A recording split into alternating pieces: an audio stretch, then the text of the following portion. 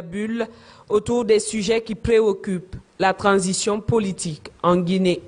Ainsi, ce mercredi 21 décembre 2022, une cérémonie est organisée dans la salle des congrès du Palais Mohamed V pour rendre officielles les résolutions qui ont découlé des travaux du cadre de dialogue interguinéen. Elle a réuni l'ensemble des acteurs de la vie nationale, des représentations diplomatiques et institutions internationales. Ce rapport présenté ce jour au chef de l'État, le colonel Mamadi Doumbouya, est le fruit de la réussite de la convergence du pour et du contre autour des questionnements de la République. C'est pourquoi les échanges au cours du dialogue ont permis aux participants de se parler franchement et de trouver un consensus. Ce cadre de dialogue que vous avez bien voulu mettre en place et qui était plus que nécessaire pour apaiser le climat politique est venu témoigner votre sens élevé de patriotisme et d'homme d'État. Il a permis d'offrir un cadre propice et permanent d'échange aux Guinéens.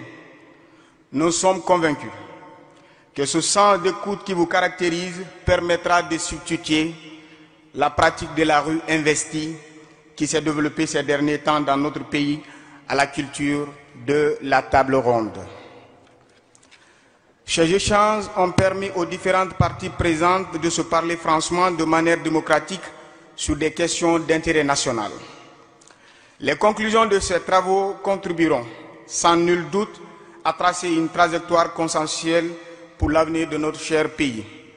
Des capsules retraçant le déroulé du cadre de dialogue interguinéen et les efforts consentis par le chef de l'État pour favoriser le vivre ensemble ont été projetées au cours de la cérémonie. Et ces courtes vidéos démontrent l'abnégation dont les facilitatrices ont fait preuve pour conduire les travaux du cadre d'échange interguinéen.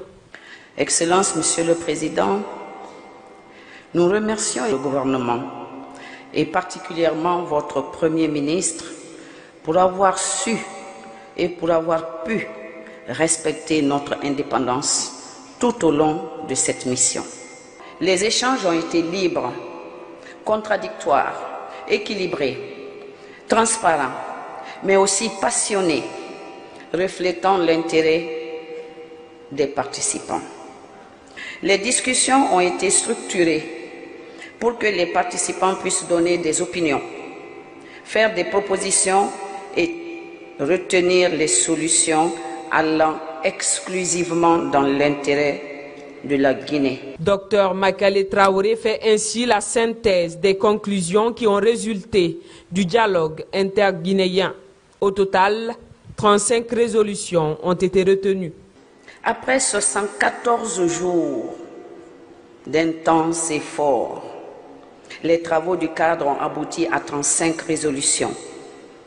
Conformément à notre mandat, l'équipe de facilitatrices s'est engagée sur un programme de rencontres et de consultation des coalitions des partis politiques et des fêtières de la société civile. Ces rencontres et consultations ont abouti à l'identification de 3 problématiques ajoutées aux 10 points du chronogramme et ont constitué les 13 thématiques qui ont fait l'objet de débats entre les panélistes composés des cadres désignés par leur entité. Le gouvernement, CNRD, les coalitions, la société civile et les personnes ressources. Considérant la nécessité de trouver une solution entre Guinéens aux problèmes liés à la conduite de la transition, se référant aux délibérations de la 62e session de la conférence des chefs d'État de la CEDEAO tenue à Abuja le 4 décembre 2022, qui valide l'accord signé entre le gouvernement de la République de Guinée et les experts de la CEDEAO sur les 10 points du chronogramme et des 24 mois de la transition en Guinée. Les parties prenantes réaffirment leur engagement à œuvrer pour la consolidation de la paix, l'unité nationale et à doter le pays d'institutions fortes, légitimes et crédibles. Le cadre de dialogue interguinéen qui a débuté jeudi 24 novembre 2022 avait été institué par un décret pris par le président de la transition et placé sous la tutelle du Premier ministre, chef du gouvernement. C'est une grande émotion que je ressens à l'occasion de la remise de ce rapport. En effet, dès ma nomination en qualité de Premier ministre, chef de gouvernement, Monsieur le Président de la Transition m'a assigné comme mission première l'établissement d'un dialogue incluant tous les Guinéens et d'aller chercher tous les frères et toutes les sœurs qui hésitent à y participer. À l'instar de tous les pays du monde, la République de Guinée doit faire face à des défis qui affectent sa cohésion et donc son unité. Notre pays a fait le choix de faire face à ces problèmes par le dialogue entre ses filles et ses fils. Nous en sommes capables. Il nous faut démontrer aux populations guinéennes que les traditions de dialogue, de tolérance et de paix ne sont pas mortes en Guinée. Que les messages de division, de haine et de violence ne doivent plus avoir cours en Guinée. Cette volonté d'action commune change notre image de pays fragile et régulièrement en crise pour des raisons politiques et partisanes.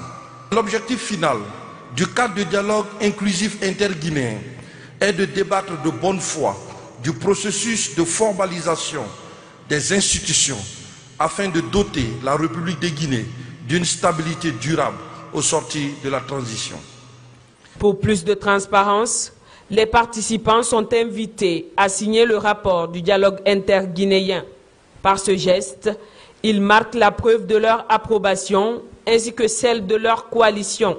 Le rapport signé a donc été remis symboliquement au chef de l'État par les 3 facilitatrices. Le président de la transition s'est félicité de la bonne tenue du cadre de dialogue et invite les parties prenantes à mettre l'intérêt de la Guinée au-dessus de tout.